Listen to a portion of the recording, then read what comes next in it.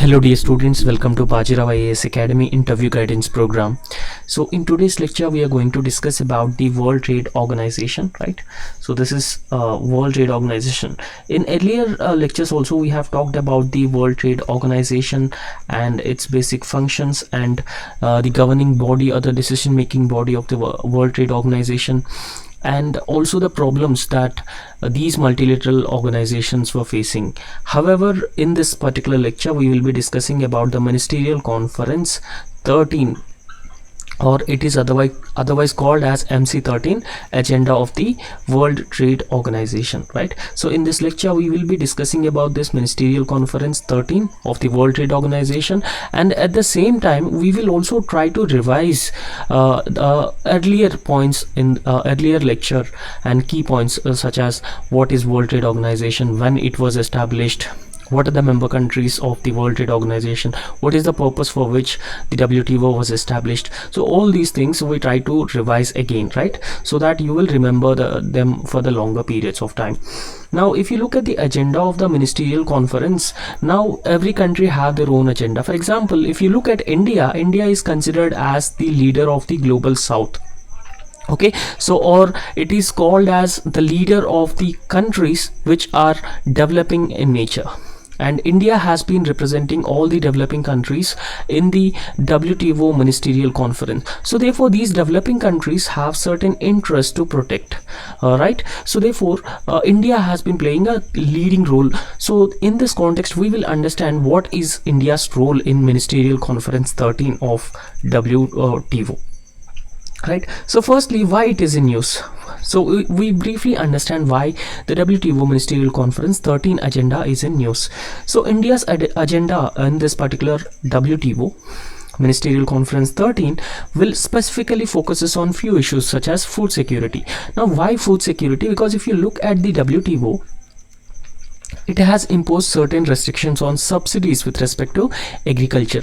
So therefore country like India providing agriculture subsidies is very important, right? It has to provide agriculture subsidies to the farming community, and also it has been procuring the food grains at minimum support prices, providing minimum support prices to the farmers, because we need to build buffer stocks so that we can feed a public distribution system, and that could ensure the larger food security in our country, right? Larger food security in our country. So therefore in this context India will specifically focuses on food security in this WTO Ministerial Conference 13, and after that India will also focuses on fishery subsidies and other such issues in WTO's 13th Ministerial Conference. So this 13th Ministerial Conference will be held in Abu Dhabi, United Arab Emirates, right? So that is why it is in news. Now this is the 13th World Trade Organization Ministerial Conference. However, the 12th WTO Ministerial Conference was held in Geneva 2021. So this essentially means that this particular Ministerial Conference actually held once in 2 years, right? So earlier 12th WTO Ministerial Conference was held in Geneva 2021, and 13th WTO Ministerial Conference will be held in Abu Dhabi of United Arab Emirates. So you have to note this point. Now we will try and understand briefly what is World Trade Organization. So World Trade Organization is only international organization, right? So we have several organizations for several purposes. For example, we have International Monetary Fund, World Bank, and different other institutions established at the different levels. So in a similar sense, WTO is considered as the only international organization, so that deals with the rules of trade between different countries, right? So now we have entered into a free trade regime, and the FDIs have also FDIs are also flowing uninterruptedly between different countries. So therefore in this context WTO deals with the rules of trade between different countries. So it was established in the year 1995, superseding the 1947 General Agreement on Trade and Tariffs. Okay, so General Agreement on Trade and Tariffs was the one agreement which deals with the establishment of the WTO, in the year 1995, right? So earlier we need to talk about this Marrakesh agreement as well, right? So this Marrakesh agreement WTO officially commenced under the Marrakesh Agreement. So you have to remember this General Agreement on Trade and Tariffs, or otherwise called as World Trade Organization, that was established in the year 1995, and under the Marrakesh Agreement, WTO officially commenced its operations, right? So replacing the earlier so earlier it was not known as World Trade Organization, rather it was known as General Agreement on Trade and Tariffs, but this Marrakesh Agreement had established the World Trade Organization in the year 1995. Okay, so initially it was created by Uruguay round of negotiations and established in the year 1995.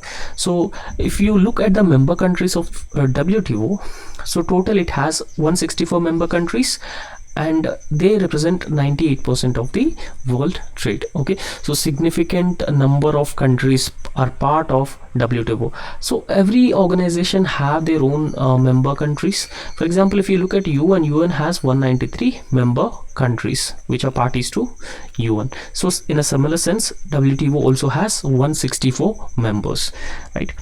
So after that, we will briefly understand about the WTO. So that earlier we have discussed when it was founded. It was founded in the year 1995. The headquarters of the World Trade Organization located in Geneva, Switzerland, and India's membership. India is an active member of the World Trade Organization, right? So it is an active member of the World Trade Organization.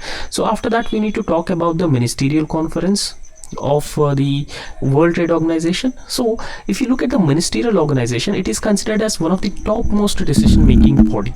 Okay, so not just the topmost decision making body, rather it is the most powerful decision making body at the WTO, similar to United Nations Security Council for the UN, right? So this is known as the ministerial conference. So the issue is about 13th ministerial conference. Okay, so 13th ministerial conference that will be held in Abu Dhabi, right? So this is the topmost decision making body of the WTO. So this usually meets once in 2 years or every 2 years. So earlier in the year 2021, Ministerial Conference 12 was held, that was held in Geneva, right? So after that, it will be held in Abu Dhabi. So after that, we need to understand the General Council of this WTO. So it is the World Trade Organization's highest level decision making body, right? So this General Council, so it has representatives from all member governments and meets regularly to carry out the functions, the basic functions of the WTO, right? So these are the two most important bodies of the World Trade Organizations. And after that, in this particular 13th ministerial conference, India had come up with certain issues for the discussion with the member parties of WTO in this 13th ministerial conference. Now we will briefly try and understand what are those issues and what are the key areas on India's agenda at the 13th ministerial conference at Abu Dhabi, right? So we will understand them briefly. First and foremost, we need to talk about the food security aspect. So India emphasizes on need to have a permanent solution regarding its public stockholding. Now this is public stockholding in the sense that we are procuring food grains from the farmers by providing them the MSPs, and once we are procuring the food grains are stored at the buffer stocks, right? So the food grains are stored at the buffer stocks. So, and through buffer stocks, we distribute the food grains to every household through the public distribution system. Not every household, but poor households, we provide food grains. So essentially it ensures food security for majority of our population, right? So it ensures food security for majority of our population. So therefore, country like India, this subsidies of food security is very important and very necessary. So therefore, India want a permanent solution for this, because several developed countries have been objecting for this public stock holding of food grains. So therefore, India strongly supports the public stock holding. So therefore, in this context, India want a permanent solution on this, and that could ensure the food security for large and vulnerable population, right? So it is very important to ensure food security for our populations. because the public stockholding program, the public stockholding of food grains is actually considered as a policy tool. So under which, whatever I have told you, that under which the government procures crops, like that includes rice, wheat, from the farmers by providing them the minimum support prices, and then store the food grains, the very same food grains, in the buffer stocks, and then the government will distribute those food grains to the poor. Okay, so India several times asked measures like amendment in the formula that can calculate the food subsidy gap, so that it can benefit countries like India and other developed countries. So however, WTO's agreement on agriculture. So there was an agreement within WTO, that is WTO's agreement on agriculture. So this poses constraints on a government's ability to purchase food at a MSP, right? So this has been posing significant constraints on the part of the government, because this agreement on agriculture has been imposing certain cap on procurement of the food grains or providing food subsidy to the farmers. So therefore the agreement on agriculture had been facing certain constraints on a government's ability to purchase food at MSP. For example, this has been mandated that the subsidies should not be more than 10%. Okay, the subsidies should not be more than 10% of the total agriculture production. So therefore it severely imposes constraints on the government's ability to purchase food at the MSP. So similarly, a World Trade Organization member countries' food subsidy bill should not breach the limit of 10% of the total value of the production. So this is actually based on the floor price of 1986-88. So for example, imagine in the year 1986 and 88, so the total value of the production in the agriculture sector, imagine it is 100 billion, right? So this is 100 billion total value of the production of food grain. So the subsidy should not increase 10%. That essentially means that 10 billion. So however, imposing such restrictions on procurement of the food grains severely constrains the public distribution system and even the food security needs of the people. So therefore this has to be keep in mind. So apart from that, the developed nations are of the view that public stockholding program had been distorting the global trade prices, especially the food grain prices. So this is the issue that was raised by the developed countries against these developing countries, because the developed countries such as global North actually feel that the public stockholding program would distort the global trade prices. Because of this reason, they have been raising the issue at the World Trade Organization. So the second issue is investment facilitation for the development. So this is the second most important issue in the World Trade Organization, right? So investment facilitation for development. So India strongly opposes the proposal. So because this proposal has been exceeds the mandate of the global trade body. Global trade body is WTO. So because of this reason, since this particular investment facilitation for development has been exceeding the mandate of the global trade body, India strongly opposing this as well. And apart from that, India has been emphasizing that investment related to negotiations, so they should occur outside the formal structure of the WTO. Okay, so whenever there are investments and investment related negotiations, they should take place outside the formal structure of the WTO, so that they could be more flexible and the countries can look into various aspects of it.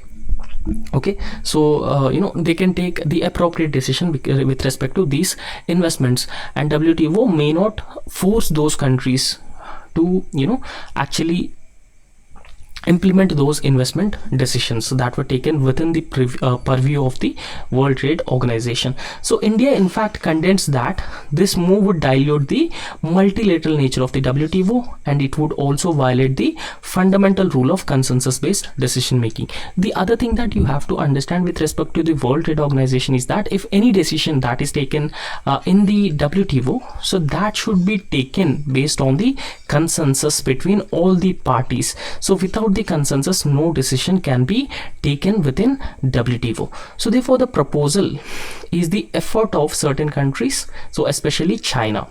Okay, so the effort of certain countries, so that was formally launched in the year 2020, which is backed by around 100 countries. Okay, so investor state dispute settlement is a system through which individual companies can use countries for alleged discriminatory practices, right? So this essentially means that this particular proposal was sponsored by China, and this proposal was also backed by 10 more other countries, so that India has been strongly opposing. And apart from that, so there's also an investor state dispute settlement mechanism. So this is also a mechanism that was established, that is going to be established under this particular proposal, right? So as per this proposal, under the investor state dispute settlement, the member countries or the individual companies can sue the countries for alleged discriminatory practices between the domestic investments as well as the foreign investments. So if I can tell you, for example, China has been very long contending that India has been discriminating against the Chinese investments. It has been favoring domestic investments. It has been providing a favorable policy to the domestic investors or domestic companies. Rather, it has been showing some discriminatory, adopting some discriminatory practices towards the Chinese investments. So because of this reason, China had come up with such a proposal, and India strongly opposing such proposal. So after that, we should also briefly talk about the agriculture reforms aspect as well. Now, when we talk about the agriculture reforms, India in this particular 13th ministerial conference of the World Trade Organization, so India prioritizing the safeguards. India has been prioritizing the safeguarding livelihoods of its farmers. Okay, so farming community, agriculture is very, very important for a country like India. So therefore, measures such as minimum support price, public stock holding are very crucial and very important for food security and supporting the vulnerable population. Now, when I say vulnerable population, so if you look at some statistics, more than 48% or 50% of India's population are directly and indirectly dependent on agriculture sector. So in fact, agriculture sector is one of the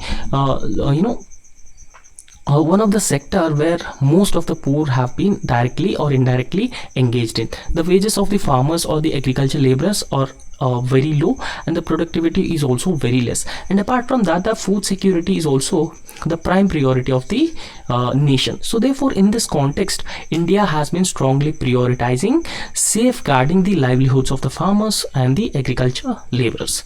So however, the problem here is that the developed countries have been strongly opposing the measures that are taken by countries like India with respect to protection of the farmers and protection of its agriculture sector.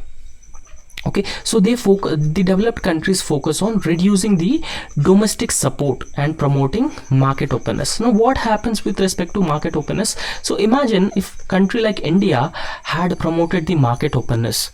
Now, it leads to the flooding of agriculture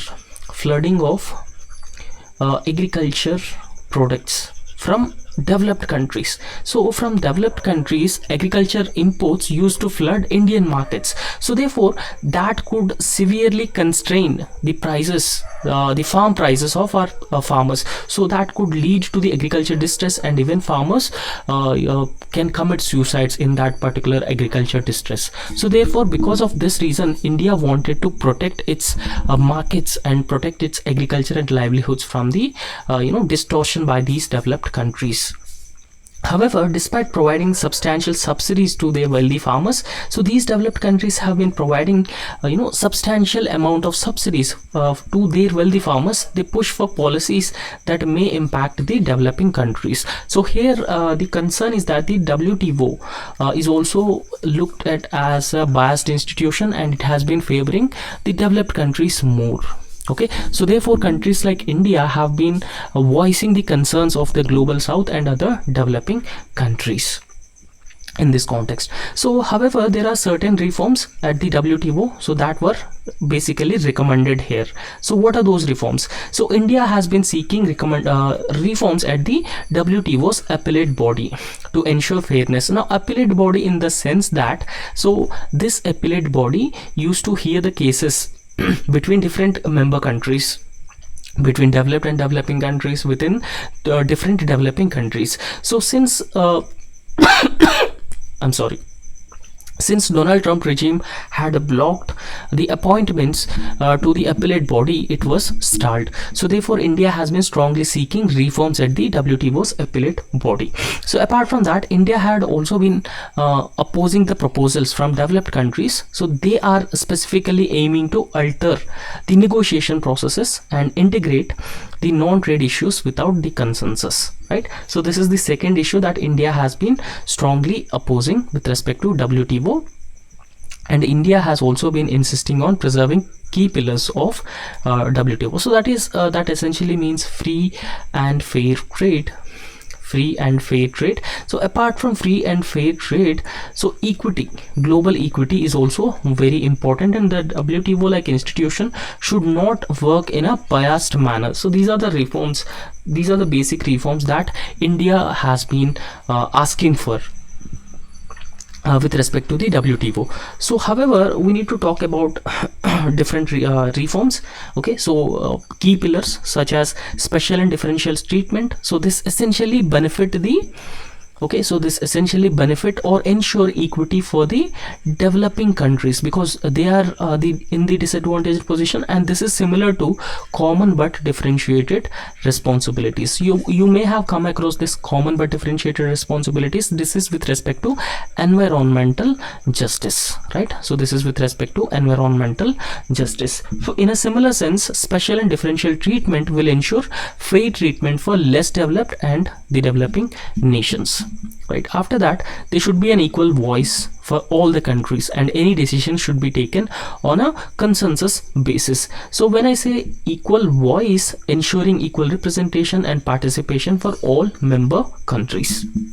And after that, we should also talk about the dispute settlement mechanism, and dispute settlement mechanism in the sense that maintaining an effective resolution process, and that is very important. So these were the basic reforms that India had been asking from the multilateral organizations like WTO.